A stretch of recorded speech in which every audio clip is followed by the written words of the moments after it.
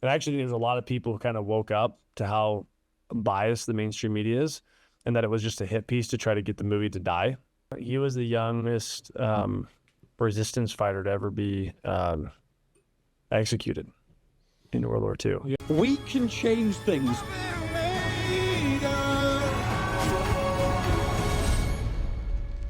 I was only telling the truth. Love is what we're made of.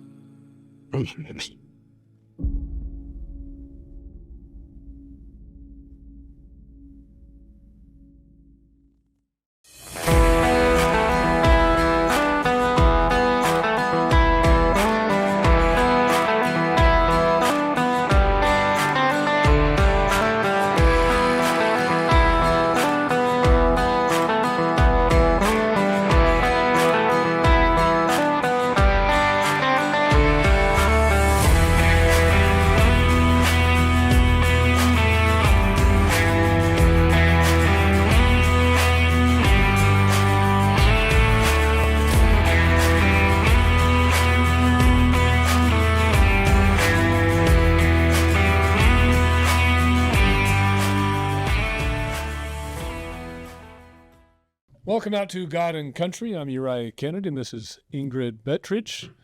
We have a great guest on with us this week. We're going to have Jordan Harmon, who is the president and co-founder of Angel Studios, on with us. We're going to introduce him here in just a few seconds, but we wanted to make sure everybody knew that's still upcoming. We've got ICE and Border Patrol and Mike Lee coming on, but obviously we're waiting for the government to open back up.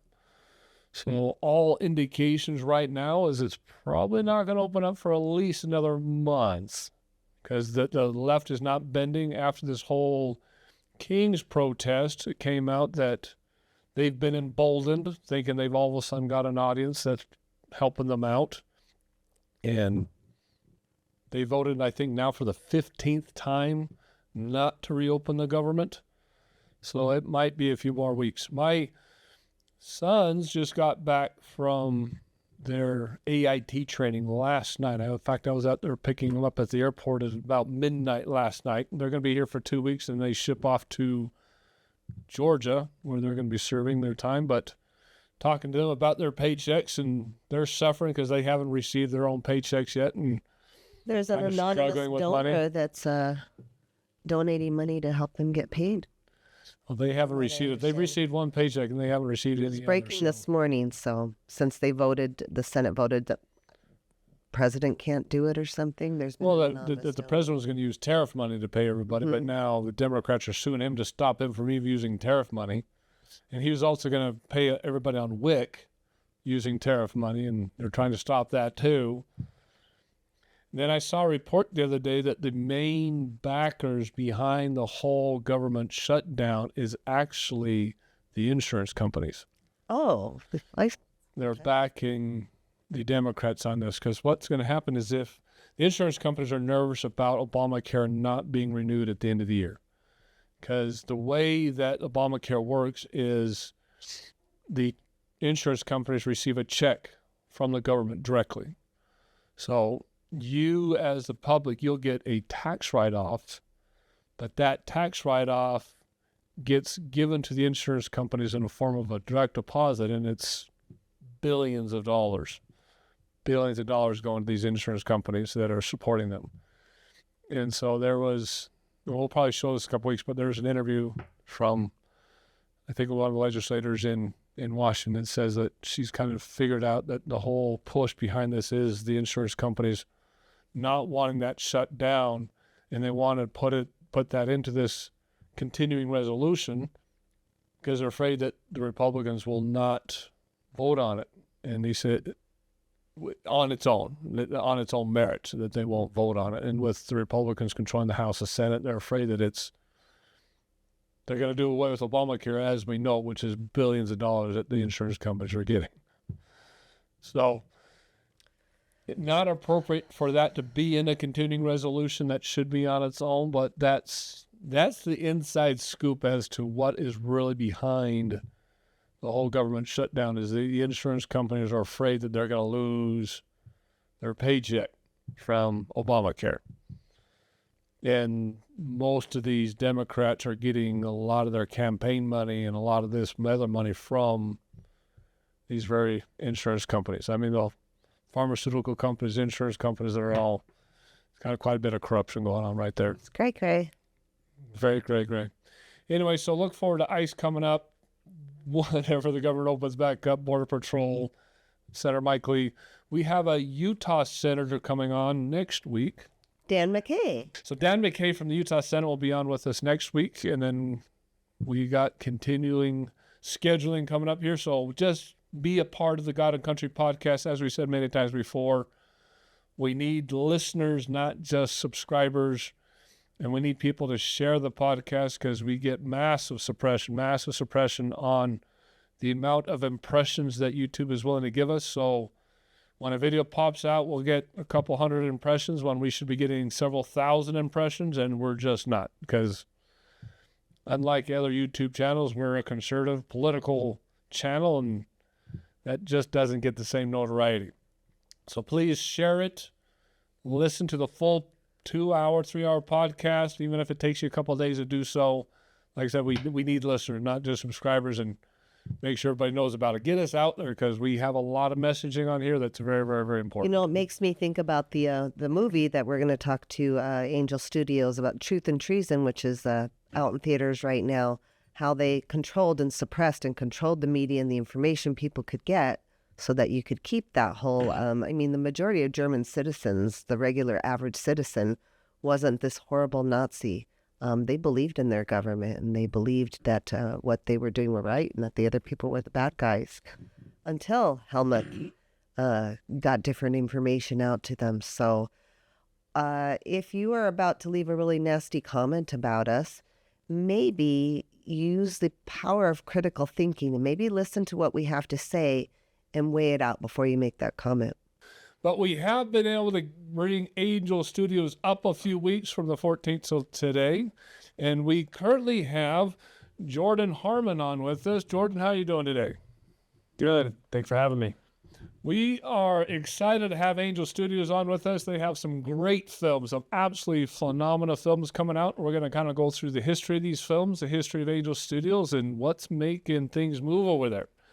So, Jordan, to kind of give him a good introduction here. So you started off with Vid-Angel, and then you moved into Cove, and then you started Angel Studios. You're a graduate from Brigham Young University in Idaho, and you're producing some pretty major films like Sound of Freedom, which is the shirt I'm wearing, The Chosen, which is lightning across the planet right now. Everybody loves that. And then now producing Truth and Treason, which is just came out in theaters on the 17th. You got George Washington coming out next year. So you guys have a lot of things moving. Yeah, there's definitely some activity happening over here.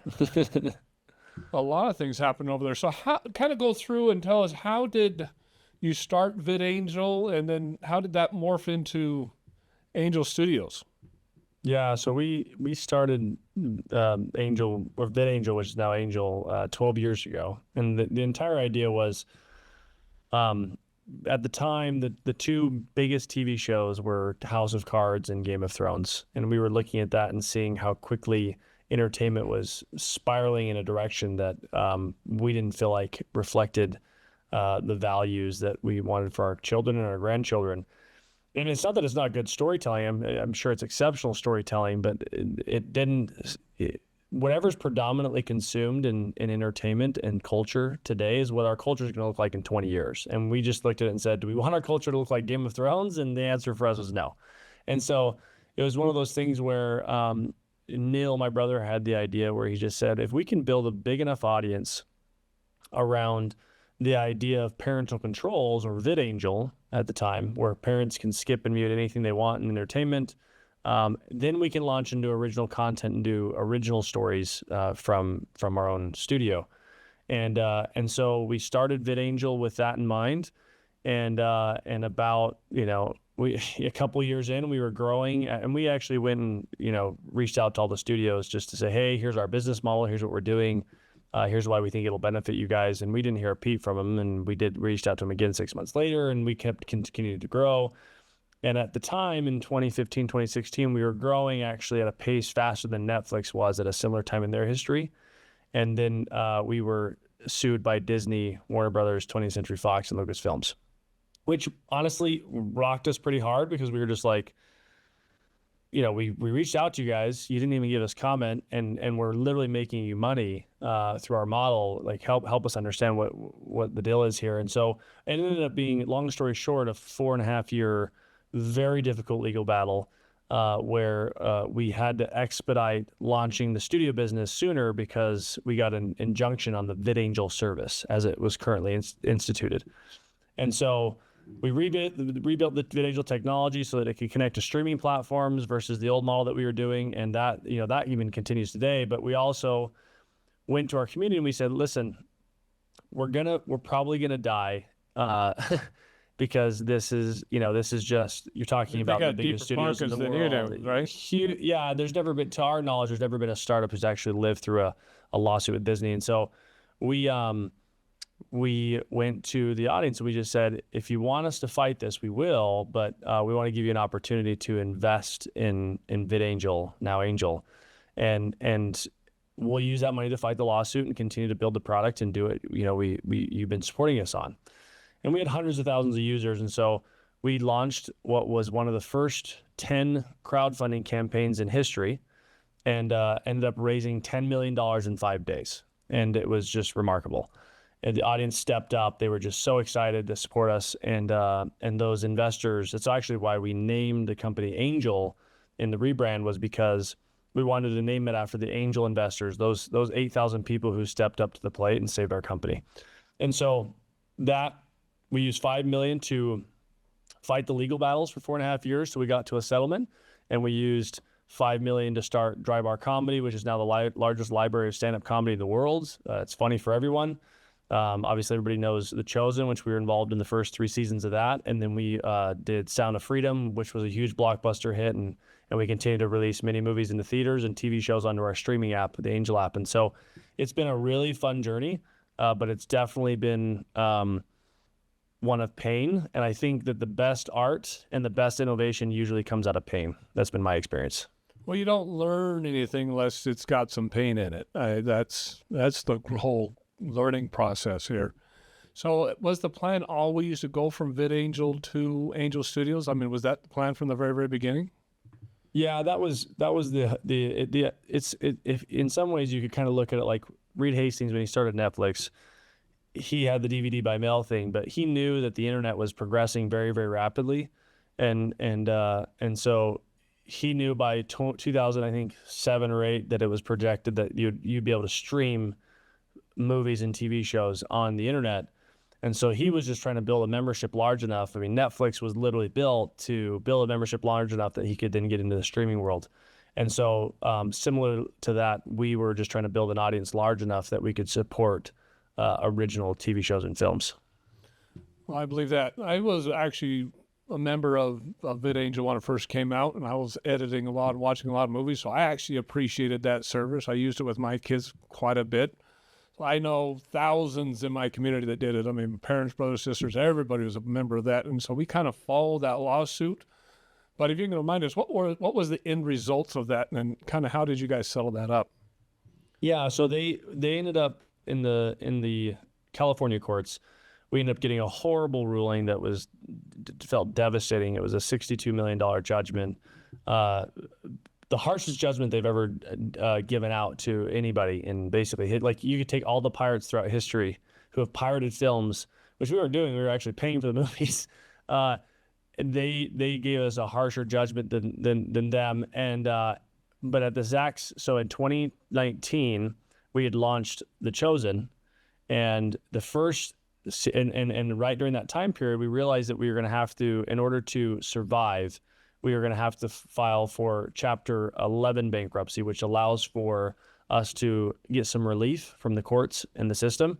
And it pulled the case into Utah. there's an element of how Chapter 11 works, that when you file for Chapter 11, it yanks all the cases into your jurisdiction. And so it pulled the case to Utah, and it completely changed the entire case when we filed for our appeal and the Chosen was growing massively by 2020. It was just taking off, and Disney was losing tens of millions of dollars a day off of the COVID shutdowns and their parks being down. And between our growth, their losses of money, and the courts changing their entire tune in Utah on the entire case, right after we filed for our appeal, they came to us and said, hey, we want to settle. And we ended up settling what would have been a $62 million judgment for $7 and change, and got it all settled out and done. This is Uriah Kennedy with God and Country, and one of the main reasons why I live in the Great Rocky Mountains of Utah is because I am constantly getting out into the mountains and going hiking, camping. There is nothing, absolutely nothing that I enjoy more than getting out and hiking the great landscapes that we have here. From the great national parks we have, Bryce Canyon, Zion's Canyon, to the great mountains of hunting and fishing here in the Uintas and other major attractions we have in the Rockies. Everybody has the ability to get out and just enjoy the great outdoors across this country. One of the best and only ways to do that is with the proper equipment. You have to go out with the proper equipment, whether that's tents or sleeping bags or coolers or lanterns or cooking utensils or apparel that you need to keep yourself warm or keep yourself dry. It doesn't matter what it is. We know that Coleman makes everything, absolutely everything in the outdoor arena. I have used Coleman products since I was a little kid, and now I'm sponsoring them. Everybody knows and trusts Coleman. Coleman's been around for generations. Your parents have had it. Your great-grandparents have had it. Coleman has been around for a very, very, very long time, and we all know the Coleman products. We want to thank Coleman for helping us with this channel. We would ask you to click on the QR code that's popping up on your screen or the link that is in our description and go to Coleman using the QR code popping up on your screen or the link in the description to buy all your outdoor needs and equipment from Coleman. It has to go through our QR code or through the description in order to support this channel, so we would ask you to support the channel.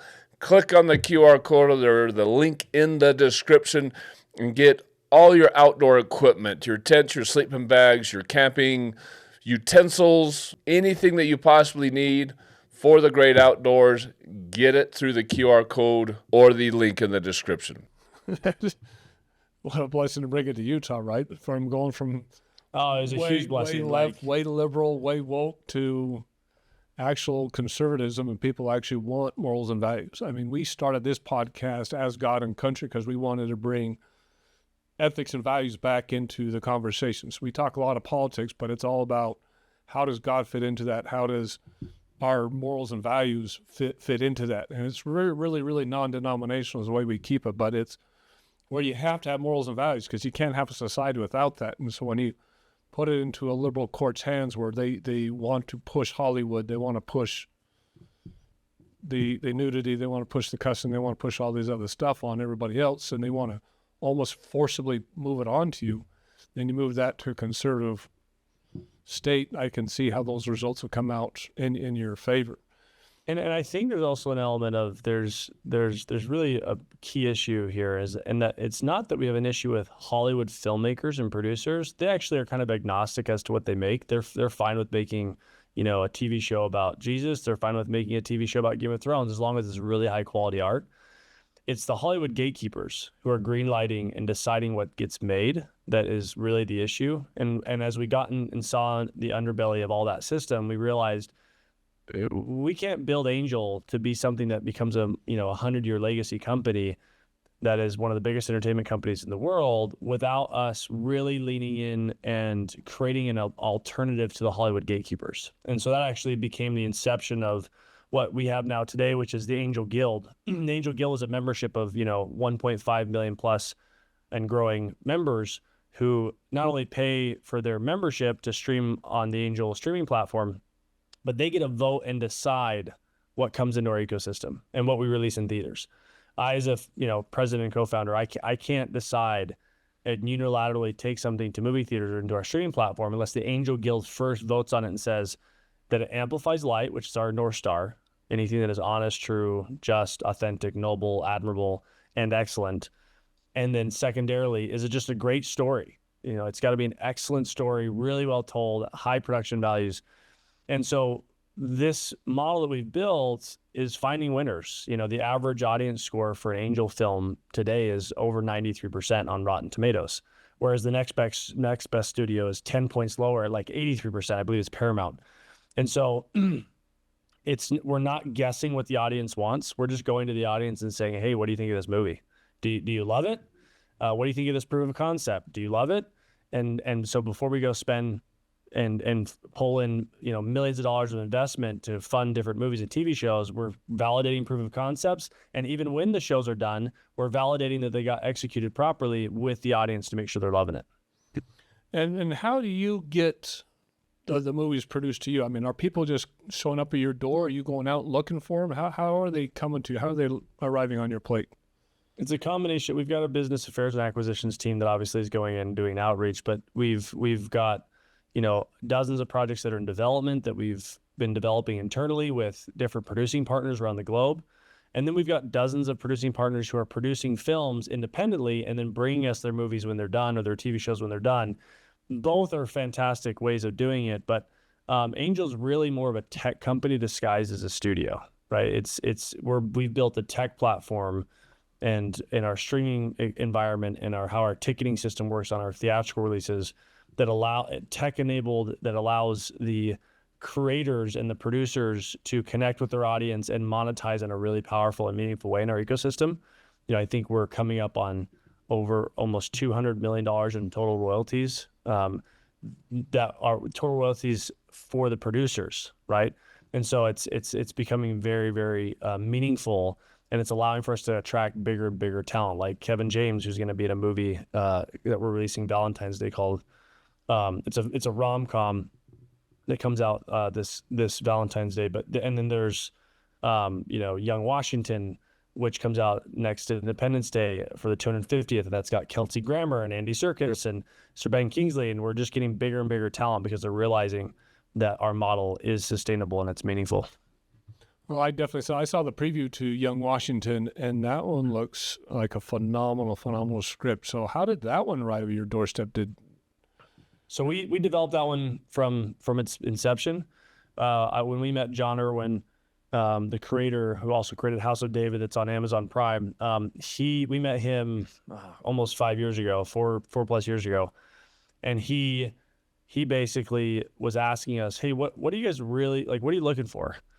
And we always just say when people ask us that, you know, whatever the guild loves, create something that if the guild loves it, you know, we'll get it out to the world. But with him, for whatever reason, we said, you know what, we've always wanted to create a founder's universe where you can actually go tell all the founders' stories in really meaningful ways. And he literally just lit up and said, that's literally my dream. That's the thing I want to do most in my career, is tell the story of the founders and help make people fall in love with America again. And so that was that lunch back in 2021, 20 maybe, yeah, I think it was 2021, was the inception of this long partnership that we've had with him and his company, The Wonder Project. And so we ended up building out the first film, which is Young Washington, that tells the story, the very untold story of him as a young man in the French and Indian War and what he went through. And then, the hope is that leads into, future movies and TV shows around the founders and what they're doing, what they did for the world. I mean, if that branches out to like all the founders, I mean, I could see how that could really take off, because once people kind of get a bite of that and get that interest level, then they're just going to want more and more and more. And Yep. It is a very untold story, because no one really knows how Washington came to be. All of a sudden, he was just a general in the army and fought for our freedom. Yep. No one knows that story before that. And even within the preview itself, I learned a lot about things I had no idea that he was even involved with. Mm-hmm. So I think that's a tremendous story coming out. How did you guys get involved in The Chosen? How did that fall on your guys' plate? So Dallas Jenkins had produced a small short film called The Shepherd, And a friend of ours reached out and said, "You got to watch this." And my brother Jeff watched it and just said, "Wow, this is amazing." And so he asked Dallas to come meet with him, and he's like, "Hey, what do you think of turning this into a multi-season series?" And Dallas is like, "I actually thought about that. I just haven't had anybody have any interest." He had gone through the whole process of pitching it around the industry, and just no one took interest in it. And so Jeff said, "Let's go crowdfund this. Let's go figure out how to crowdfund season 1 of this series." And so so we were involved from the inception and from development on that one. Ended up helping them raise over $10 million from crowdfunding from our audience, and then launched season 2 and 3. It now obviously has moved on to Amazon Prime for seasons 4 and 5 and beyond, but it's such an incredible show. It's a show that is touching the lives of tens of millions of people around the globe, and it's so impactful. Well, everybody's talking about it, and I travel quite a bit because I'm in the medical industry in my normal occupation, and I travel the country teaching physicians how to use medical equipment. But I'm from one side of this country to the other, and I've talked to Southern Baptists, Methodists, non-denominational Christians. I've talked to everybody around, and they're all talking about how great The Chosen is. So be able to hit that broad of a Christian audience is just a miracle in and of itself, because there's so many idiosyncrasies between the different sects of religions that they all believe in different things, including the Church of Jesus Christ of Latter-day Saints and everybody else, that it's hard to be able to get something that impactful that fits with everybody. Yeah, one of our first requests to Dallas is that we create a biblical, basically, council of different sects that have different opinions, and that group basically reviews all the scripts and just make sure that there's no red flags for the different religions and people in the different Christian sects. And so that was really meaningful and powerful, and Dallas has done such an incredible job with his writing team to just go and thread that needle in a way that's appealing to so many people around the globe. And the writing is the most important part, because if you don't have that good story, then it just kind of falls flat. I've seen a lot of good Hollywood-produced movies that were off the hook in special effects and everything in their shooting and stuff like that, but the script writing was very, very mediocre. And you're like, yeah, you lost me a little while ago. Yep. And the script writing there, is next to none.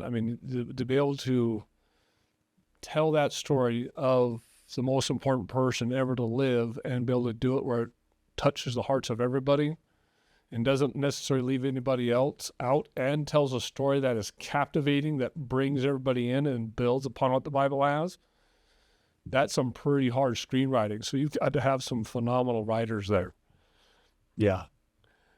It kind of goes into Sound of Freedom. So one of the first ways I was introduced to Angel Studios outside of just doing the Vid-Angel movies was Sound of Freedom.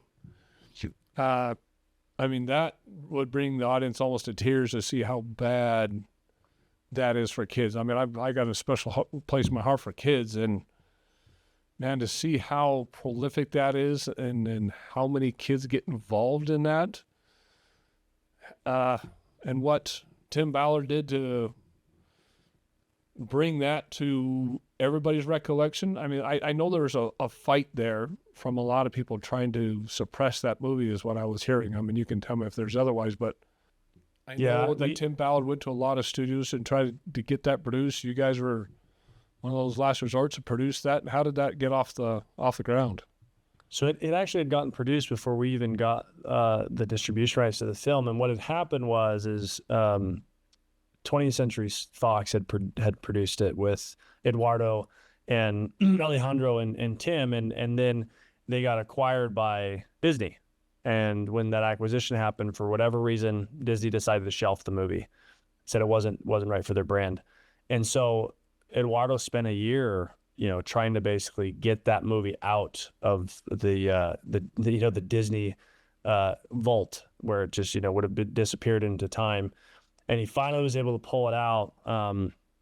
And once he got it out, they were going to go release it in the theaters with another partner, and then COVID hit, and then some marketing funding fell apart, and his agreement with that fell apart. And it was just years after year after year after year. And then in 2023, at end of 2022, beginning of 2023, Tim reached out to us, and we've known him for a long time. He reached out and just said, "Hey, that movie about my life and this thing that happened, it looks like the rights are going to come up where you could actually get the rights to this. Are you interested?" And we're like, "Well, we'd love to see it and see if this is a fit and screen it for the Angel Guild and see what they think of it." And it was pretty miraculous. Within him having that call, we had a meeting set up for Wednesday, where we met with the producing team, Tim's team, Jim Caviezel, our team, and we just sat down and said, "Hey, is this going to work? Is this a fit?" We got alignment across the board. And we basically, in order to trailer it in front of His Only Son, which was our first theatrical release that we did that got in the top 3 in the box office, to trailer it in front of that movie, we had to basically sign by Monday night the next week, which is like impossible. And from a logistical standpoint, of anybody who's dealt with long form distribution agreements, they can for worldwide rights, they can take weeks, if not months. And by some miracle that came together within, a very short amount of time. And it was remarkable. Like within like minutes of needing to send the files to the theaters for the trailer, we had it done. And then we were thinking, hey, let's go, end of the year. Let's release the end of the year. And one of the team members on our team said, I think we need to go earlier. I think we need to release this earlier than November or October. And so we're like, well, maybe we should go to September. And a different team member felt like, hey, I feel really uncomfortable. I think we should go earlier. We're like, earlier, now you're getting into the summer months, and summer's like so competitive. My brother Neil had a really strong experience where he was just like, I wonder if we need to go after July 4th. Like, this is about the independence of these kids around the world. What if we go after Independence Day? And every consultant that we had on the film basically said, you go after Independence Day, we're out. We don't want to be associated with a failure. Like you will get no locations, you will get no success. There is no way you're between Mission Impossible and Indiana Jones. This isn't going to work. But we felt at peace with the decision, and we felt like we had a really good movie that was resonating with people. And so we went after Independence Day, and within less than 3 months, we threw together a campaign that obviously blew up. Now, we had prepared for controversy in that we were thinking there would be like some white savior narrative or complex around it. Or whatever it may be. We didn't expect 48 hours before the movie to come out that everybody started saying it was a QAnon movie out of nowhere, because I didn't even know what QAnon was. I was like, I don't even know what this is. Like what? Like I'm reading articles, 40 hours before the movie coming out saying this is a QAnon movie. I'm like, what is this? Like, what are they talking about? And so that blew up, and unlike other studios who probably would have came out and apologized and said, hey, we didn't know, or what, we're just like, no, this is not what this movie is. And luckily the movie spoke for itself, because as the audience showed up to the movie theaters 48 hours later, you had people on the left and the right coming out of the movie theater and then seeing that people were saying it was some conspiracy theory movie and going, no, this was a really impactful movie. I don't know what the mainstream media is saying. This doesn't compute with my experience. And actually, there's a lot of people who kind of woke up to how biased the mainstream media is, and that it was just a hit piece to try to get the movie to die. And so, yeah, it was remarkable. I mean, God did something with that movie where there have been a couple dozen films throughout the history of entertainment that have gone from week 1 in a wide release to week 2 and have an increase into week 2. And all those films happened at Christmas.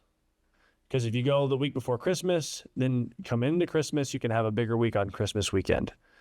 There's only one movie in the entire history that had a bigger week 2 than a bigger week 1 outside of a holiday, and it was Sound of Freedom in the summer, which is just unbelievable. Like, it just built and just kept going and going and going.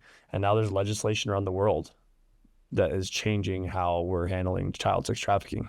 So that started a massive movement, and the word of mouth on Sound of Freedom that got out there. I mean, everybody was talking about it because of how impactful that was. Because I think that was really just something that down in the dark, recessed corner somewhere that people just really didn't think existed. It really didn't think it was that bad. I mean, yeah, there's some child sex trafficking, but I don't think it dawned on anybody how bad it was. And then as the way you guys put that together, that it just tugs at the heartstrings. It really hits people home because you didn't hold back at all. I mean, however they produced it, didn't hold back at all. And as people started talking about it, everybody's like, well, I got to go see what this is. Well, what are you talking about? And the more controversial it got, I think the bigger your audience got. And then people, like you said, just started seeing for themselves what this really was. With Hollywood attacking, with mainstream media attacking it, it's hard to understand why they would attack a film like that and try to downplay a film like that unless there's some guilty souls within those audiences. I mean, what do you? Well, we what definitely, do you think that was? I think there are some people who just followed the mainstream media and just regurgitated, what they were hearing. But there was definitely some malicious parties. There were some hit pieces that were done. One of the people, the audience kept going after him, the writer, and I won't say who it is, but the writer basically wrote, one of the initial hit pieces around it, and within 48 hours of the movie coming out, all the audience was digging up this past history that the guy was, I think, on some type of board. Don't quote me on this, and so from what the actual details of it were, but basically he was involved with some minor attracted persons lobbyist group, and had all it was just this weird history around this, and I don't know how familiar you are with this rebranding they're trying to do around pedophilia, but they call it minor attracted persons if it's some type of sexual orientation. We talk about it many times on the podcast. And so it was there were absolutely people that were involved in the slandering of the film who probably had some very dark secrets that they didn't love getting out there, or that they've been trying to get the culture to be comfortable with the idea of minor attracted persons, and this was basically blowing up decades of very subliminal messaging and targeting to try to change the laws and the culture on the world. It was really sad how quick the public was to jump onto anything negative to do with the movie. How easily they were swayed, and that was confusing to me because good, ordinary people who I don't expect are involved in anything nefarious like that. But I'd have people, I was wearing the shirt and, promoting the movie, and that surprised me how quick we are to attach ourselves. Most of the people I saw that were saying bad things about it hadn't even saw it. I'm like, have you seen it? And they're like, no, but that's what I heard. Yeah. I heard a lot of that. That's what I'm hearing. That's just the way mainstream media is, right? They just kind of spread whatever rhetoric is out there. I mean, we're having that. But wait, there was one rumor that was crazy. The narrative came out that one of the producers, one of the financiers of Sound of Freedom, was arrested for kidnapping or trafficking. And then we went and looked into it, and there was one investor who invested in the crowdfunding campaign for the marketing dollars of Sound of Freedom, who got falsely accused of kidnapping. He ended up getting vindicated later, but he had put in $50 into a crowdfunding campaign for Sound of Freedom, and they're financier of Sound of Freedom. And so my brother's in London at the premiere, and he's wearing an Angel shirt, and they're like, "Oh, you're with Angel. Are you one of the producers?" And he's like, "No." He's like, "Good, because I heard he got arrested for trafficking." And it's oh gosh, it's amazing how rumors spread. But the majority of people, I think the majority of people were recognizing that wasn't accurate, because we'd known child trafficking had been happening for a while. There's a lot of pent up demand and discussion around it with the Epstein stuff, and so it wasn't as much of a surprise for most people. Matter of fact, Newsweek did a poll, and they found that it was almost split down the middle of Democrats and Republicans who came to Sound of Freedom, and the feeling towards the movie was almost identical in positive feeling on both sides. That makes me happy to hear. And so I think there was the public narrative that the mainstream media had a lot of sway on, and there was really passionate silos of people who believed that mainstream narrative. But I think the majority of people actually woke up to the idea of it after they saw the movie. And now it's been seen, over nearly 100 million by 100 million people. So. Yeah, there's no quieting that now. I mean, everybody knows it's out there. What has been the comments coming back to now that you're years past that movie? Are you getting a lot of politicians talking about it? Are you getting a lot of, like we were saying, there's a lot of legislation going on now around the world to protect children. Have you guys been contacted about that or heard anything that's Oh yeah, there was, we've heard from politicians and nonprofits on many occasions where they've said that since that movie launched, that they've had more resources, more support, and more help than anything that's happened in the movement of trying to prevent child sex trafficking. And those, like, literally within 3 months, there was more impact on that industry to try to stop it than what they had seen in the last 30 years combined. One of the things I learned growing up as a kid, and particularly in Scouts, was to be prepared. And particularly when it comes to my feet. You do not want to be out in a situation where your feet are incredibly uncomfortable and makes you absolutely miserable, makes the rest of the day absolutely miserable. So you have to go out there in the right equipment, whether that's hiking in the mountains, whether that's fishing on the stream, it's working out in your garden or out in the yard, or it's going out on the town or to the nearest rodeo in a nice pair of boots. You have to go out prepared so you look good, feel good, and most importantly, it is comfortable. Because again, there's nothing like being miserable walking around all day long. We want to introduce you to 3 different companies that are supporting this channel. We have Durango Boots, which provides the best Western wear and boots that money can buy. So you'll have the look, the feel that you want. There's also Rocky Boots for that great mountain wear, that hiking wear, and just getting out into nature and being prepared for what you're confronting. And then there's Mucky Boots or Muck Boots, which will provide the perfect waterproofing that you need for fishing, hunting, and again, getting out in the yard and working in the mud. These are great companies that supply a great pair of boots for you for any need, for any occasion. So again, go to the link in our description or click on the QR code that's coming up on your screen for any of these great sites, whether it's Western wear, whether it's the outdoor wear and getting up into the hills and the mountains, or whether it's muck wear that you need to be able to work around the garden or go fishing or hunting and not walk around with wet feet. These are great products at great prices that will keep you perfectly comfortable all day at the same time that you're looking good. So trust these products, whether it's Durango, whether it's Muck Boots, or whether it's Rocky Mountain Boots or Rocky Boots, and go to those sites using the link in our description or QR code that's popping up on your screen. Again, the link in the description or QR code that's popping up on your screen, and support our channel. I'm so glad to hear that. I'm so glad to hear that. I mean, even down to just shutting down our southern border, because that was where a lot of it was coming through. And the horrible thing about child sex trafficking is there's a lot of it in the United States. There's the United States is one of the biggest users of that. Child pornography, child sex trafficking, it's just pervasive.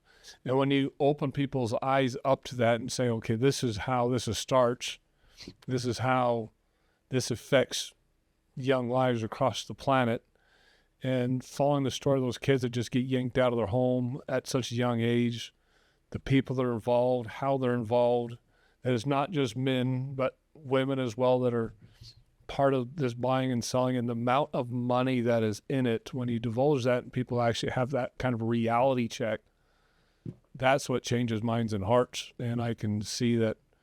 I sure hope the closing of the border has a profound effect, not just a drop in the bucket effect, but have some sort of effect on the trafficking.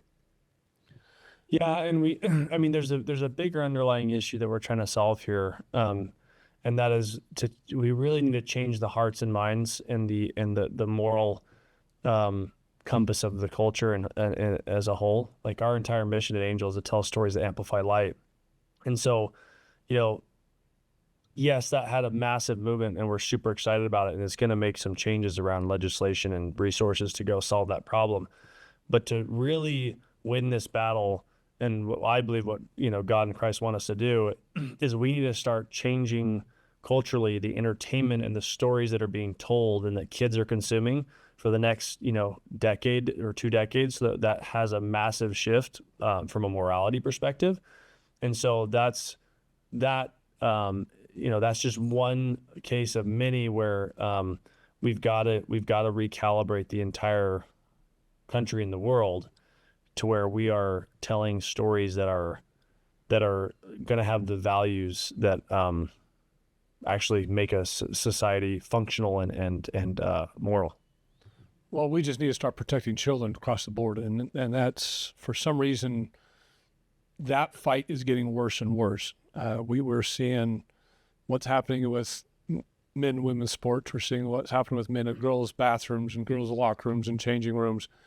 And if that were to stick with just the adult atmosphere, and it probably a little bit more tolerable, but the amount of people are trying to push that down into elementary schools and junior highs and high schools is just horrific. And like I said, they're trying to change the culture into minor attracted people instead of you're a sick person. And anybody who tries to protect their children from them, they use, you're sheltering your child. You need to let your child make their own decisions. Stop sheltering them.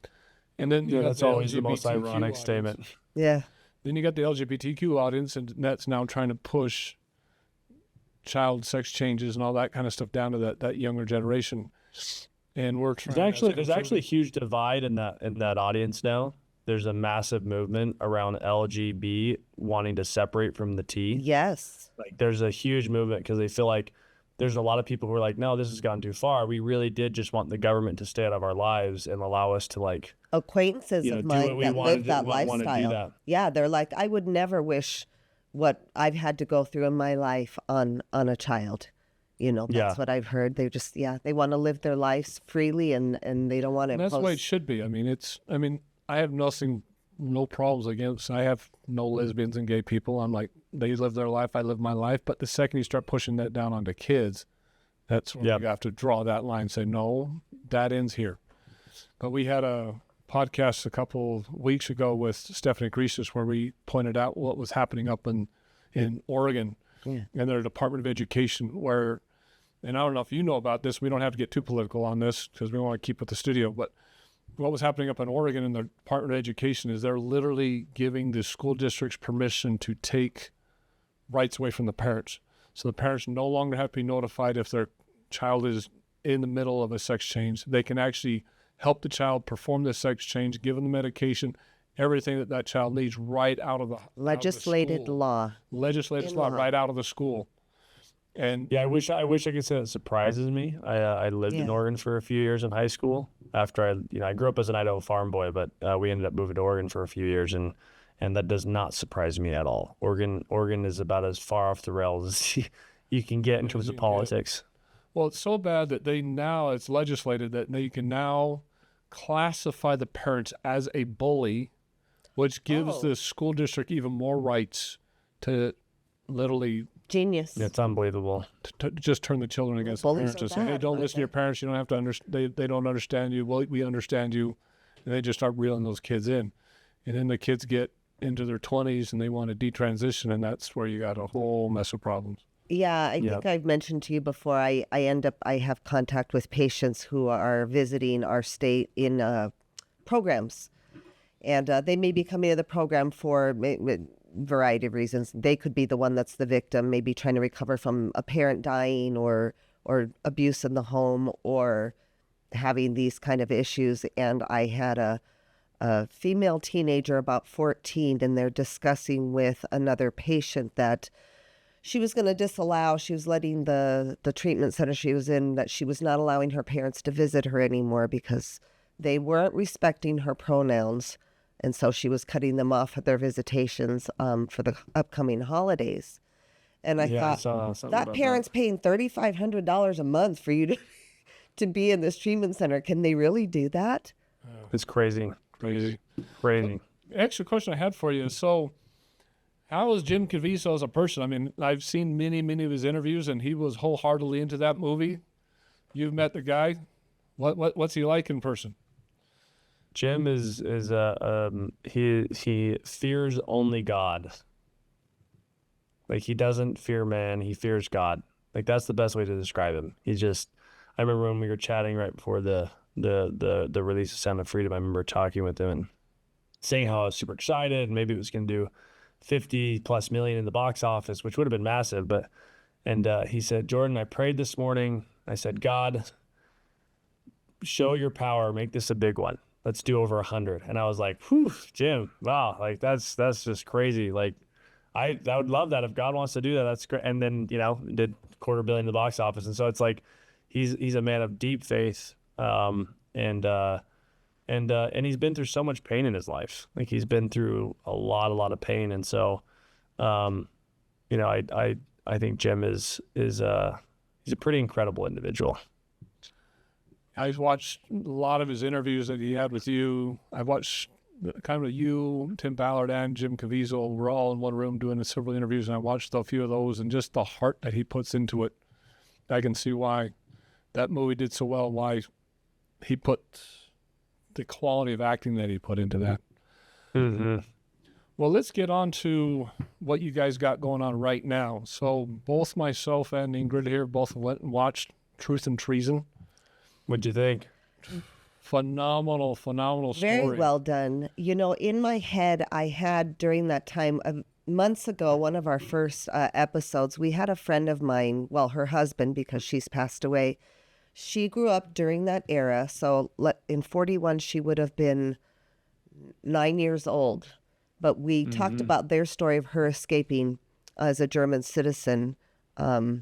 Harrowing story for a little girl to have to jump off a train while in the middle of combat. She was 12, 13 years old when she had to get out of Germany. And yeah, just thinking of, I'm watching an era movie, and this is around the time she was there and living through it. And when we finished the viewing, we happened to be watching it with Matt Brown from Living Scriptures.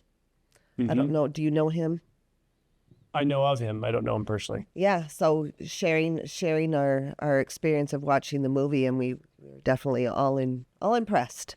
Yeah, our episode, it was quite a while ago, and it fits right in with Truth and Treason, is as the Germany was falling in 1945, a lot of the Germans on the east side of Germany were trying to escape and get over to the west side of Germany, get over to the United States side, not the Russian side. Because the Russians were killing, raping, slaughtering everybody that they saw. It didn't matter. They had a vendetta, and they were moving in with absolute violence. And the United States was being a little more peaceful and actually let people live and only taking soldiers into custody and stuff like that. But her and her mother were right on the border with Poland. I mean, they were probably 20, 30 miles from the Polish border where Russia was moving in from. When they where her husband tells the harrowing story, because she passed away a couple years ago, of how her and her mother escaped over to the United States side. And some of the harrowing stories, just for the audience and for you, that fits right in with Truth and Treason, is they were moving onto a train. They're coming off the east side onto a train, and all of a sudden a conductor or somebody jumped on the plane and said, "Get off, get off, get off, get off." Her daughter jumped off, two teenagers jumped off, and as they were jumping off, the whole train exploded, killing everybody on it. Just hundreds of women and kids and everything on this train. It was just, and it looked like a normal military train because it was just the freight trains. It wasn't normal cars that people were in, but these were just people trying to escape from the east side, but everybody dies on it. They go into town, and they were just trying to find a place to stay for the night. They find a building that has a mother and two daughters in the building, and they said, "Yeah, you can stay with us for the night." And they said, "Great, we're going to stay here for the night," because they're going to try to find a train the next morning to keep going east. So they said, "We're going to go find some food." Yeah, luckily she went with her mother to find the food. Yeah, so they went scavenging for food, and when they came out, the whole building was destroyed, and the mother and the two daughters were dead. Yeah. Wow.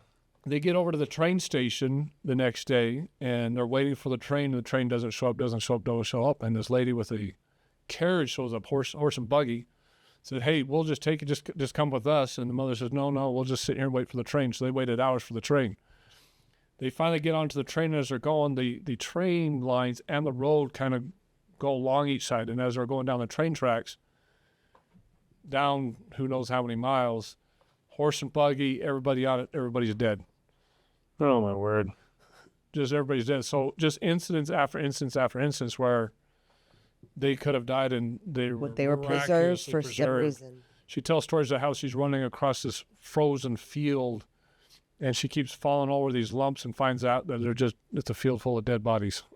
Well, when Helmut in his life realizes his Jewish friend is gone, Irmgard in Grenz was her maiden name. She also had a friend where she played with them in her neighborhood, and she said just one day her friend was gone. Yeah. Yeah, he tells that story that as the war was starting, that she had a really, really good friend, and so all of a sudden wasn't there anymore. Yeah, so I just felt the storytelling profound, and he was so young. Was he one of the? Was it normal to have youth that young interning?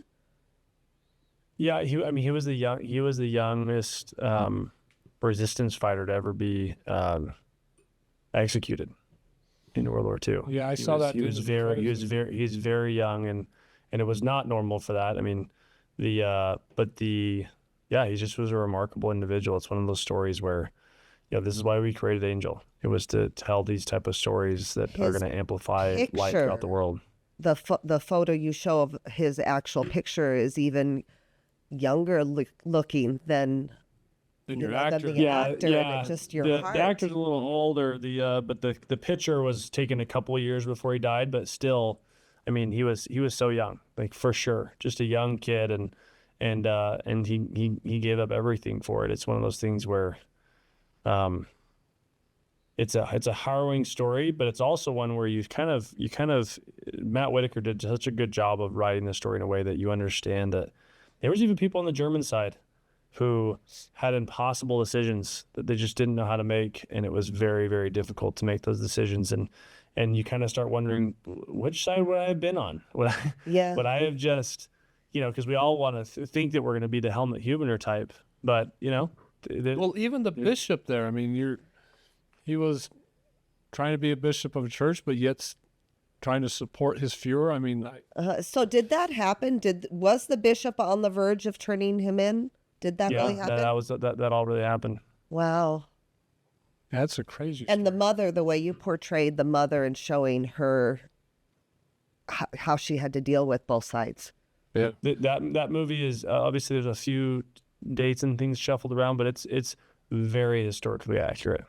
The Karl-Heinz Schneewert, who was the tall one of the boys, he spent almost 2 decades or a decade, with Matt Whitaker and the producers, where they just interviewed him on a regular basis, and he told them the stories and everything that happened and how it happened, and it, so they got great detail. So they got the story firsthand from him. Firsthand from the tall boy, the Karl-Heinz Schneewert. That I didn't know. I mean, you should put that in the credits. So how many years did they talk to him about this? How did they even find the guy? How did they even come upon this story? He came upon the story nearly 30 years ago, and he started really kind of going at it over 2 decades ago, and he spent the last 5 years of Karl-Heinz Schneewert's life. He lived here in Utah, and he heard he lived here in Utah because he had heard about the story, and so he went and found him, called him, said, "Can I come interview you?" And then he initially did a documentary on it, which you can look up. The documentary is fantastic. And then as he's finished the documentary, one of the producers said, "You got to make this into a movie." And so he spent another couple of years with Carl, getting more details, trying to understand everything that happened, wrote the movie, and then he wrote a 4-part limited series, which is also streaming on Angel. So you could actually get the extended story by going on the Angel app and joining the Angel Guild. It's a 4-part limited series where the story is much bigger than what you see in the theaters. The theater's fantastic. It's an incredible story. But there's a 4-hour version of that story that's on the Angel app that you can go stream. Well, I'm for sure going to do that because the story was plenty impactful. I'm going to bring up a couple of these images. So you got your actors here. Kind of walk through how you produced this. Did you guys help at all with the we were more the involved. actors or anything like that, or are you guys just involved in just the distribution of it? I mean, how involved were you guys in the movie? we were involved early on before production with the scripting process and the entire production process. But we leave creative control up to our directing partners. We get people we really trust, and so he was the final decision on picking all these actors. But I remember having a conversation with him in 2022 saying, because we were having a hard time getting all the financing, and I just said, listen, set the dates. We're shooting this thing next year, no matter what.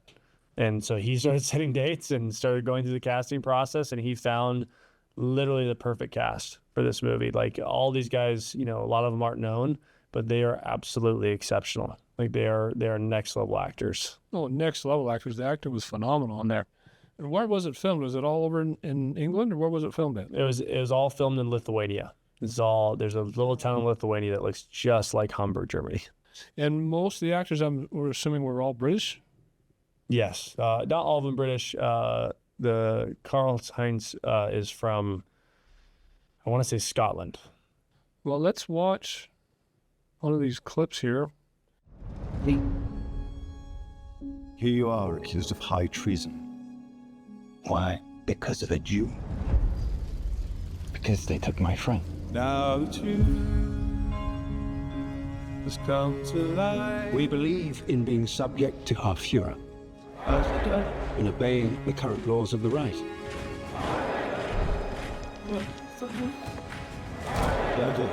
There it is. Jew. What do we do? We do what we can. You just have to take the first step. Do you mind if I borrow the typewriter? Hitler's halo has fallen. See the little man for what he is. A murderous charlatan. Can I keep a secret? Where can you get this? Found it. Found it where? In my typewriter. When the moment comes for us to stand up, may we stand. I saw what was on that paper. No one is safe. Not you. Not your family. Careful, you never know who's watching. I'm looking at a red leaflet which calls the Führer the great deceiver of the people. Let's not drag this out.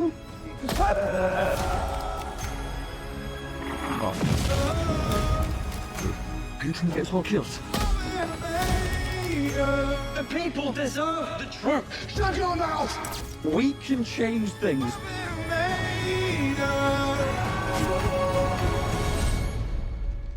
I was only telling the truth. Love is what we're made of.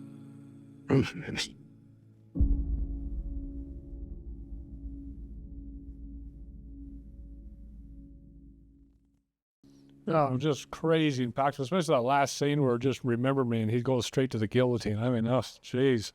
I was like, Yeah. You want one of those happy endings. There isn't one. It just is what it is when it's Germany. And I think this movie coming out right now, especially impactful for what's happening over in Israel, because we have Trump that just got the peace deal over there. There's Yep. a semblance of peace between Hamas and Israel. And this is coming out at the same time. It's also important for people to actually understand what happened in history. Like, I laughed because of the No Kings rallies that happened last weekend, and I'm like, these protests. I'm like, in Germany, you think you could have had a No Kings protest? Like, Exactly. they don't know what fascism really is, and so I don't even know what socialism really is. Exactly. There needs to be a recalibration in the culture in the U.S. to where we stop looking at people who are conservative or more liberty oriented as, fascists or, Trump is Hitler. Like, it's absurd. There's nothing further from the truth. And I can be annoyed about certain behaviors that Trump has, but the reality is like, we know that he is who he is, and, he gets his stuff done. And so, not to like make this political, but to me, this story is really important because it allows for young people to go watch that and go, oh, this is nothing like what we like. The entire theme of calling a No Kings rally, like, we don't have a king, we don't have a dictator, and so I think it's good for young people to see this story and kind of recalibrate a little bit and understand what really happened in history. Well, I don't think that history is even taught anymore in our universities or our schools the way it should be. One of the worst publications I saw is when the peace deal was signed, the Gazans were trying to publicly say that they just survived their own Holocaust. Yes. And they were trying to compare themselves to the Jewish Holocaust. I'm like, that's great propaganda for the Gazans over there and Hamas. But the problem is a lot of people back here at home would just start believing that. And like you were saying, they just start throwing out rhetoric like you're a racist, you're a fascist, you're a Nazi, Trump's Hitler. And it downplays what really happened during the Holocaust. Because it makes it less. It minimizes what the Holocaust really was. It minimizes what really happened during World War II. And that is just a massive detriment to everybody that's learning that. And like you're saying, this movie kind of brings that back to perspective. It's also good because as Angel continues to grow, obviously we're at 1.5 million members and growing, and we just went public in September, so we're now publicly traded. But that allows us to have the runway to grow our membership in a way that we can get to, 5 million and 10 million and 20 million members and continue to spread these incredibly impactful stories to where we don't have to rely on mainstream media to dictate the narratives. We can just make sure that we get the right narratives out there.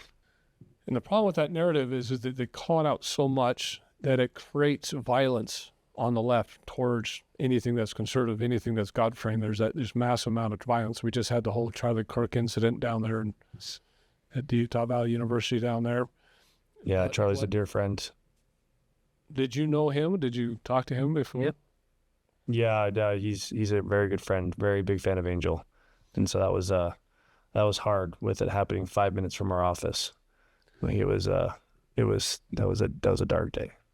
Yes. Well, what that has created is just awe-inspiring because he was affecting 4 or 5 million people across the nation, but now he's affecting hundreds of millions. The way that martyrdom just launched an entire movement. His returning to Christianity. I went on the Charlie Kirk podcast with his co-host on Wednesday, actually, this week. And he was saying that they tracked 120 million viewers during the memorial. And then there was another, probably double that, who pirated different streams over. And so there's probably a couple 100 million people who watched that memorial live. It was probably the biggest broadcast of testimony of Christ that's ever been done throughout history. But what was interesting is I said, I think God called Charlie home because he was one of the best of us and he was accelerating his mission. And Andrew said, what's interesting, I heard from multiple different people who I know that I trust, spiritual mentors who came to me in different occasions, and they all said the same thing. They had a very distinct dream. They had a dream that they saw Charlie, he got shot, and he immediately went and had an after-death kind of experience where he went up and he was up with his Savior and Jesus Christ, and he said, I want to go back to Erica. And Christ said, you can choose. You can go back, or you can let me show you what's going to happen. And so he showed him what was going to happen, and Charlie chose to stay. And I was like, wow, that's a crazy story. He's like, Jordan, I've had 3 different people who I trust that knew Charlie that told me that they had that exact same dream. And I was just like, that is amazing. That's a phenomenal experience because I said from day one when the martyrdom actually happened, we came on and just did a video right then and there.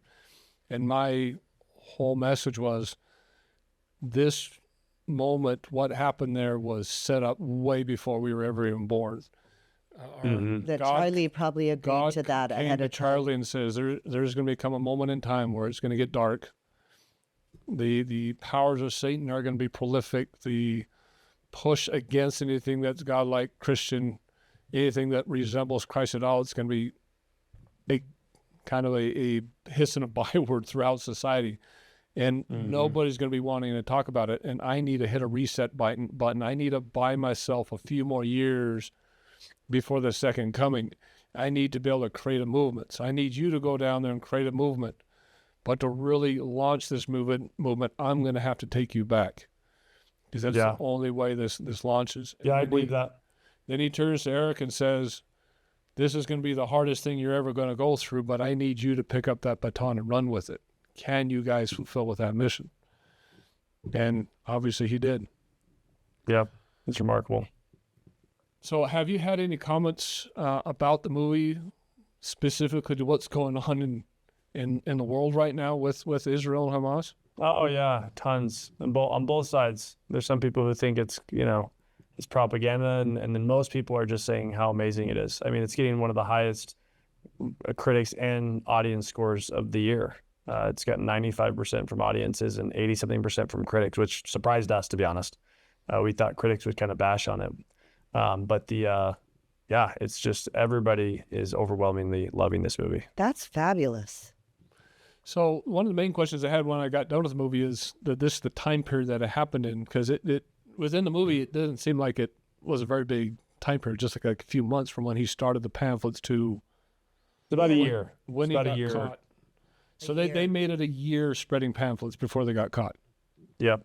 He had spread over dozens and dozens of versions. And each one of those versions had literally hundreds and hundreds of, so there was thousands, if not tens of thousands of pamphlets spread all over Germany. Did the research include talking to any of the people who received or read any of the pamphlets or flyers? Yeah, they did.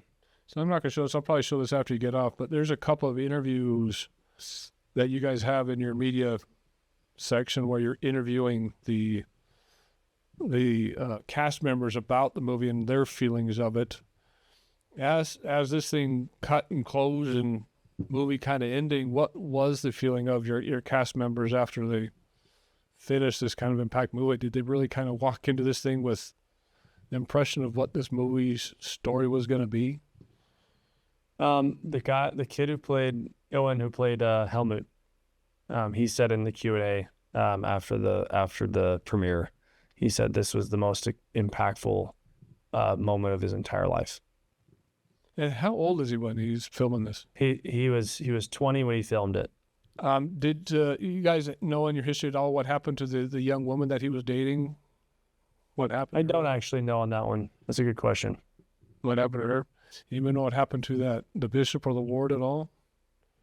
Yeah, I do. It's Bishop. The matter of fact, the bishop and then a bunch of the families, the Sommerfeld family, they have ancestors here in Utah. A bunch of them are at the premiere. It was really cool to meet them. Oh, wow. How did he, Yep. What was the name of the tallest boys again? The real name? Karl-Heinz Schnibe was the tallest boy. Karl-Heinz Schnibe? Yeah. Do you know how he made it to Utah, how he got here? After he got out of the concentration camp in Russia, and as a war prisoner, he spent some time in Germany, and then he ended up immigrating over to the U.S. and I think marrying a girl from the United States.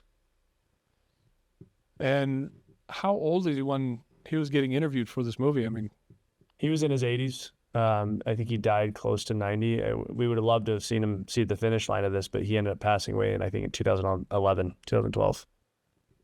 He got interviewed over a period of, 10, 20 years on this story? It was about 10 years. 10 years. Five considerable years, but, 10 total. The impact of that story of someone that young. The other question I had for you was, the movie really portrays the young boy as being just grossly educated, just a phenomenal writer. I mean, was he really that educated? He was absolutely prolific. He was an extremely gifted writer. I would say the similarities between Helmut Hütter and Charlie Kirk are pretty profound. Interesting, yeah. Because they make that point right in the movie. It's like they're looking for a university professor, looking for some kind of a college professor to be able to write this well. They weren't looking for a 16-year-old kid, and so they were still trying to get the blame over onto the adult. That was a direct quote from the court records. Really? Wow. How much of what the judge said was accurate from court records? It was. I mean, the spirit of it was very accurate. I mean, I can't imagine how 5 years in one of those prisons would be, let alone 10. And then what the family had gone through just getting their 17-year-old son just beheaded. There's a whole nother story that someday we hope to tell, which is it's the story of Karl-Heinz Schnibe and what he went through in those concentration camps and as a prisoner of war in Russia, and his path to forgiveness of the Nazi party. Does anybody know what happened to the other boy, the one that only did 5 years? Yeah, Rudy Vola, he ended up immigrating to the U.S. as well and marrying someone from here and had an incredible family and posterity. He ended up writing one of the first books about this.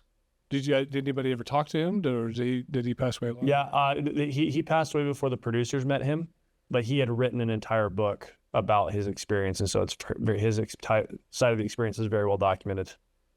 So you guys were able to glean from both stories then. Yep. I'd really be interested to hear about people who believed their leaders were on the good side and received a pamphlet, or the thought-provoking it caused, and what changes they made, or Oh yeah, the how it word is affected powerful. Well, kind of for the audience, the story premise of Truth and Treason is you have these young group of boys that are great friends. They have I think it was only like a quarter Jewish friend. It wasn't even that Jewish. He just had like a Jewish grandmother, Jewish mother. What was it? Jewish grandmother. And gets caught out after curfew one night, and a couple nights later just disappears. Changes the boy's thought perspective on everything, and he starts writing these little pamphlets against Hitler. His brother in the military brings home a radio. They start listening to the BBC, and that just rolls into spreading of pamphlets that are anti-Nazism. And the secret police track him down, arrest him, and then he goes through a court hearing, and he's beheaded at the end of the movie. if that church had had a working typewriter that didn't have a double T. Yeah, exactly. Exactly.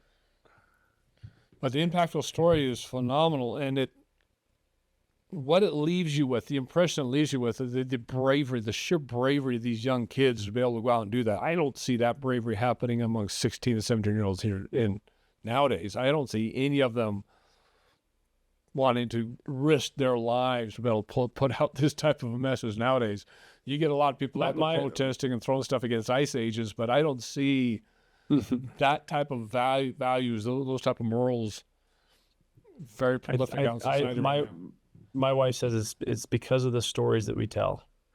We've gone away from telling timeless classic stories to our children from a very young age that distill courage and faith and opportunity and this type of drive in them, to junk food. Junk food stories don't build the soul, and they don't build character. And so we have to get to where we're telling our children stories that build their soul and their character. That's a bright woman. I mean, everything nowadays with teenagers and stuff like this, everything's YouTube. Everything's social media nowadays. Everybody's got their favorite YouTube channel, their favorite gamer, and a lot of the videos that are up on YouTube right now are just the dumbest things. They're getting millions of views, and I think it just really dumbs down society and as a whole. And people aren't interested in history. They aren't interested in the classics. They're not interested in Shakespeare and other kind of stuff that they should be learning. But like you said, I think Charlie Kirk movement is wakening up some of the young. I was talking to one of the leadership from the Utah College Republicans, Rory, and talking about what's happening as they have meetings from all the universities, and things are growing, and they're getting braver in speaking out and sharing word. That's what we try to do in this podcast, is give an alternate view to what the mainstream media is showing. I'd like to think, I'd love to hear that we had an effect on one person to make them question and do some critical thinking on an issue. But so what are your goals and aspirations from now? What are the projects you guys coming up besides Young Washington? Tons of projects coming. Without I don't think there's any one individual project that is worth highlighting over another. But the real goal of Angel is to build a company that will long outlive us as founders, and drive for our incredible stories for our children and our grandchildren at the scale of Netflix and the biggest studios in the world. Like we all know, The Chosen took off like crazy. So if anything like that pops up again, then you guys are definitely going to see a lot higher successes. I'm looking forward to Young Washington. I mean, looks like a great, phenomenal story. we just, the group I was with, we were all saying, okay, we got to get tickets to Young Washington as soon as they come out. Yeah, that one, we launched the trailer that day, and it's gotten 40 million views. So it's taken some fire. So what is your vision for Truth and Treason? I mean, what do you think the overall? I want it to be seen by I want it to be seen by tens of millions of people for the next, 20 years, and then it becomes a timeless piece of art, similar to It's a Wonderful Life. For the next few months, what do you think the overall income is going to be on that thing with the viewership? Yeah, I mean, I can't really discuss like the details of all that, just because now that we're public, I have to be more careful about what I say. The attorneys are always saying, "Don't tell anything that's not public," and so, but I feel like it's going to have a very long, timeless life cycle in our library and on our streaming platform, and I feel like it'll be seen by tens of millions of people. Did it grow from week one to sequential weeks, or are you seeing it? No, I mean that's 99.9% of movies always, week 1 to week 2 are going to have some drop off, and that's okay. That's not a big deal. No. The real power of this movie is as it continues to grow inside our ecosystem, and then down the road we'll probably license it to big streaming platforms to get even broader awareness. And so, we'll just continue to get it out as far and as wide as we can. All right. Well, we greatly appreciate you being on board tonight. One of these days, I'd like to interview and just see your whole life history and how you guys even got started into this thing. That's a whole other story. That's a whole other story. From your brothers, how you guys got started into this thing. And maybe we'll come down to your guys' studio and see how things That'd be fun. down there. Appreciate you having me on, guys. Appreciate you being on. Thank you. Good luck with it. And thank you for all that you're doing to promote good, healthy viewing for families and people and truth. No, we appreciate it. You take your friends and your family to see Truth and Treason. And obviously the David movie comes out this Christmas, which is an incredible family animated film that everybody's going to love. So those will both be great. Well, from God and Country Podcast, we highly, highly recommend Truth and Treason. Like I said, we both have seen it. You're going to go out there pretty somber. It's a very, very impactful movie on just the bravery of these young kids that stand up against a fascist, stand up against the dictator and try to put out a message that really can change the minds and hearts of others. And highly recommend the movie. Appreciate Jordan Harmon being on with us. This is Uriah Kennedy from God and Country, and I've been fishing since I was just a little boy. My father used to get me out there and teach me how to tie little fishing knots, and whether it was creek fishing in a stream or we were out trolling on a lake, there's nothing more beautiful than reeling in a big bass or big trout. As fathers, we want our children to have the greatest experiences when out on the water. And we ourselves do not want to get skunked when we're out there fishing. So it is always best to have the best equipment, the best lures possible to give you the greatest percentage of success. We all have used and know who Rapala is, one of the greatest companies ever to create lures for fishing. We would ask you that you would go to our description and click on the link in our description or on the QR code that's coming up on your screen. Support the channel by going through our link or through our QR code and making all your fishing purchases at Rapala. There is nothing better than pulling in that big fish, and you can do that through any of the lures that you'll find up on Rapala. There is nothing like the quality that you will find at Rapala. From all their lures that will definitely get you some good hits on that line, to any type of tools, knives, clothing and apparel, anything you'll possibly need to have a great afternoon, a great day out there on the lake or out on the river. Trust Rapala for all those fishing needs. And again, you have to go through our description, our code in the description, or the QR code that's going to be popping up here on your screen. Again, support this channel by going to Rapala through the link in our description or the QR code that's popping up on your screen. So that was Jordan Harmon, president and co-founder of Angel Studios. I'm glad he gave us the amount of time that he gave us. And like we just said, you have to go out and see Truth and Treason. Phenomenal movie. Is not one of those movies where you're going to come out the end of it feeling all happy and joyous. But They'll take tissues. Take tissues. It's an impactful story. So even though it's got a somber ending, it's something the public has to know and understand the what these boys try to do with such young kids. Like I was just saying when Jordan was on, a 16-year-old pulling this off. Brave. a 16-year-old pulling this thing off, and he later turned 17. And having that much principle. And that much education. Be that well-rounded, because, again, they were looking for a university professor, and they found a 16-year-old kid putting these pamphlets out there, which I think is phenomenal. And like Jordan was saying, the older boy, the 18-year-old boy, and I'm not trying to pronounce his name at all, served 10 years or almost 10 years in prison. And you'll see at the end of the movie that he got pulled out of prison and thrown in the military because they needed everybody. And so they're pulling a lot of the prisoners out of prison and forcing them into the military. And he fought on the Russian campaign, got captured by the Russians, and served in a prison in Russia for several years up until the end of the war. And even a little bit afterwards, until he finally got released out of a Russian prison camp, and then immigrated here to the United States, found himself here in Utah, and the creators of the movie found out about him. And as Jordan was explaining, interviewed him over 10 years and created the 4-part, I guess, documentary series that you can find up on angelstudios.com. So I would highly recommend you go and watch that as well.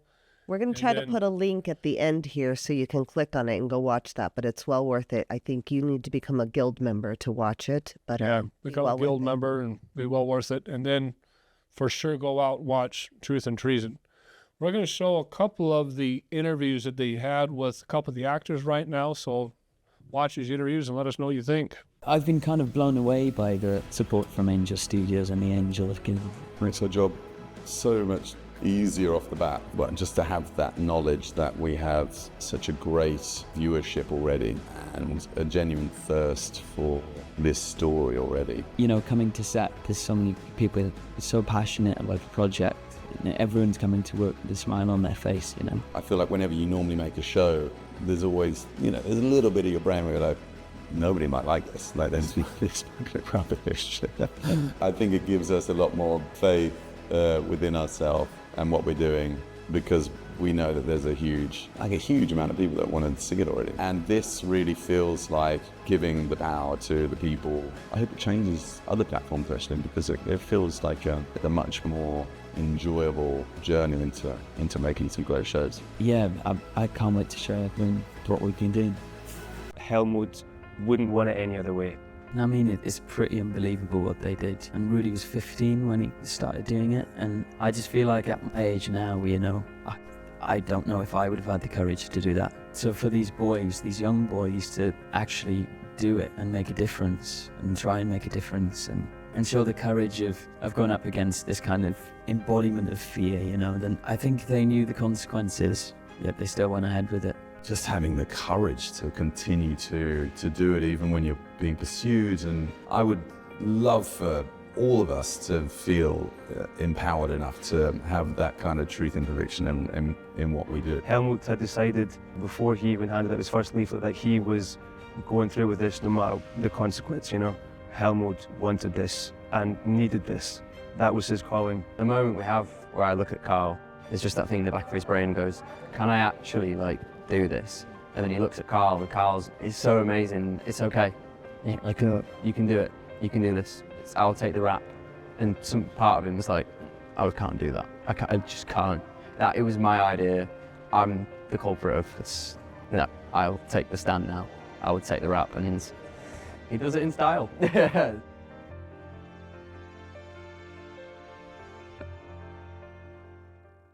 So not to kind of give away the ending of the movie, but they're in court at the very end of the movie, and the Helmut, who's the principal boy that started the pamphlets, has the chance to blame one of his friends. Well, for some reason, the judge seemed to want to blame the older boy and paint. I don't know if it's because the father of Helmut was big in the party for the Nazis, or why he seemed to want to give him the out to blame the older boy. Blame the older boy and make the adult. I guess they didn't want to punish a juvenile. I think a juvenile would do this much, create such a movement. Oh, make them look stupid because them look stupid, or that a young kid pulled this thing off. I don't Tell know. us what you think. Yeah, good. But he had the chance to blame the older boy. And like he was saying right at the very end of that interview, that he took it on himself, took the whole thing, and died because of it. But just that he knew what was going to happen. I mean, he probably didn't know he was going to die, but how he was going to die, but he knew it wasn't going to be good when he took that on. And like I said, he went out in style. He really stood up in that courtroom and spoke his mind directly to the courtroom, directly to the judge. Powerful message. So again, look forward to watching that. Just all around powerful message of what these boys stood for when they stood up against a dictator, stood up against Nazism. So as you can see here, I mean, these are just a couple of pictures and images that they gave us, but they start these little pamphlets. You can see those little red pamphlets, and they're throwing them in mailboxes, on cars, throwing them everywhere. And these boys just start off in their room, and right there on the desk, you can see with that little light bar is the radio where they're listening to BBC, in which they weren't supposed to have. No one was supposed to have a radio. Control the media. Control the media. They had inappropriate books. Shakespeare, all these other writers were all inappropriate, and they had a propaganda section that he had access to. But they had burned all these books and taken everything so that the people couldn't learn and what the outside world was like. So that's what first thing that Nazism does, that fascism does, is it controls the media, it controls the narrative, it controls you're allowed to learn, it controls what the universities are teaching, it controls everything. So people nowadays are calling Hitler a Nazi, fascist, calling the right Nazi and fascist. I mean, they just have no idea what they're talking about. They have zero understanding of what it really is. You go watch this movie and tell me you understand what fascism is. Because you downplay the truth, you downplay what really happened in World War II, you downplay what really happened to the Jewish population. And you discredit it. You do a tremendous disservice to history. Yeah, you talk about how the older boy serves and then is compelled, has to go fight in a war for the Russians. And or against the Russians. Or against the Russians. You know, the No King's Day thing here, it's like, can you imagine any of us? I mean, the draft was one thing, but if you were in a prison here, the illegal aliens were in a prison here, and Trump took them out and made them fight against Gaza or against Hamas. Yeah, what kind of king do we have?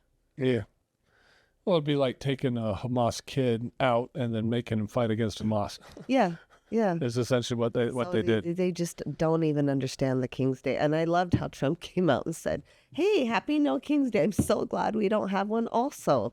Me too. And then J.D. Vance's little video with Trump having a crown on his head, trying to troll the media, which worked. That was kind of funny. But again, highly recommend you go out and watch Truth and Treason. Get on to angelstudios.com and watch the 4-part series there. Look forward to Young Washington coming out again July of next year, 2026, for the 250th anniversary of the United States. If you haven't watched Sound of Freedom, go watch Sound of Freedom. That is double what Truth and Treason is. I mean, just the power of that movie and the honesty that has behind of what child trafficking really looks like. Actual evil sex trafficking really looks like. That it will wrench your heart when you finally see what's happening to young kids, 6, 7, 8, 9 years old, sometimes younger, what's happening to these kids, the type of lifestyles they have to live with, the type of people that are taking them, selling them around the planet. That's the outrage people should be having today, not outrage because we're remodeling the White House. Yeah, seriously. I mean, who cares? But yeah, definitely go watch that. Obviously, everybody knows about The Chosen. Even though it's on Amazon, just great series. Glad to Angel Studios for producing the level of media that they are, the wholesome, Christian-valued type of media that they're putting out. I'm glad that they exist. We want to make them bigger, help them compete with likes of Paramount and Universal Studios and all these others. So definitely support Angel Studios. Again, massive thanks to Jordan Harmon for being on with us. We appreciate his time. This is God and Country, and we will talk to everybody next week.